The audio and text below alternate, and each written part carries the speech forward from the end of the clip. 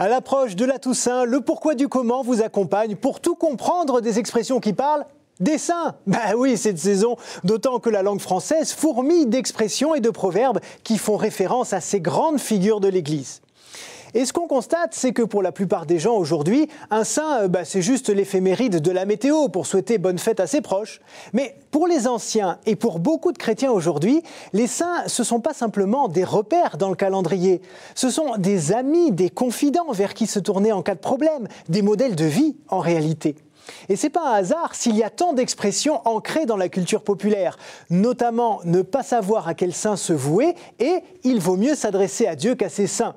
Deux locutions qui font référence à ce qu'on appelle la prière d'intercession. Et moi, du coup, je ne vais pas me faire prier pour vous raconter cette histoire. Vous le savez, dès le 1er siècle après Jésus-Christ, les premières communautés chrétiennes sont persécutées par le pouvoir romain en place. Et la plupart du temps, on connaît de près ou de loin le martyr qui a péri. C'est quelqu'un de sa famille, un ami proche ou l'ami d'un ami proche. Du coup, on se met naturellement à honorer sa mémoire et à vénérer ses reliques en secret. Mais on prie d'abord pour lui, sans le solliciter pour une aide particulière. Le seul intercesseur pour ces chrétiens de la première heure, c'est Jésus lui-même et son Esprit Saint. C'est au milieu du IIIe siècle que le théologien Origène va diffuser l'idée selon laquelle les saints se soucient des vivants et plaident notre cause auprès de Dieu depuis les cieux. Du coup, les croyants demandent de plus en plus à se faire enterrer auprès de leurs reliques pour être sûrs d'être accompagnés jusqu'au Seigneur.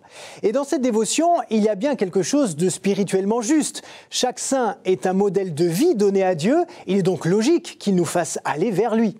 Mais il reste aussi un peu de pensée magique, parce qu'à cette époque, le christianisme se répand dans des cultures habituées à vénérer une multitude de divinités à qui on demandait protection et bonheur.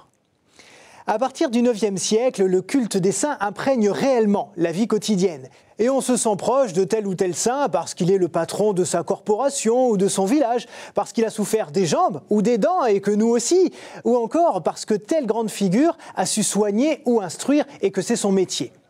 On se met donc à beaucoup les solliciter pour qu'ils portent nos prières jusqu'au Christ et à Dieu. C'est ça l'intercession. Et chacun des nombreux saints a sa spécialité. Saint Fiacre est le patron des jardiniers, Saint Roch soigne la peste, Sainte Rita s'occupe des causes désespérées, Saint Antoine retrouve les objets perdus, etc., etc. Et c'est au tout début du XVIe siècle qu'on commence à employer la formule « ne pas savoir à quel saint se vouer ». On pouvait parfois effectivement solliciter plusieurs saints pour une même requête et on pouvait hésiter sur la priorité à donner. On retrouve bien cette idée quand on utilise l'expression aujourd'hui pour dire qu'on ne sait plus à qui s'adresser et qu'on est un peu perdu. À partir du XVIIe siècle, on voit fleurir des dizaines de locutions figurées, comme « à chaque saint sa chandelle » qui se disait quand on voulait mettre toutes les chances de son côté pour réussir une affaire.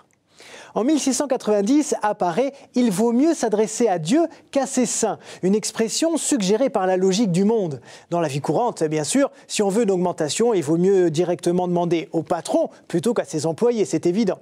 Mais pour un catholique, il n'y a aucune contradiction en fait ici. Les saints ont affronté leurs épreuves en s'efforçant d'agir comme Jésus l'aurait fait, en étant en contact quasi permanent avec lui. Donc s'adresser à eux, c'est en fait établir un dialogue direct avec le Seigneur, comme ils l'ont fait eux-mêmes tout au long de leur vie. Voilà, ces expressions révèlent bien en tout cas l'importance des saints dans notre histoire et nous suggèrent aussi de leur laisser une place aujourd'hui. D'ailleurs, sur ce, je vais aller demander à Saint François de Sales, le patron des journalistes, de m'aider à vous préparer une belle émission pour la semaine prochaine. Merci infiniment de nous avoir suivis. Au revoir.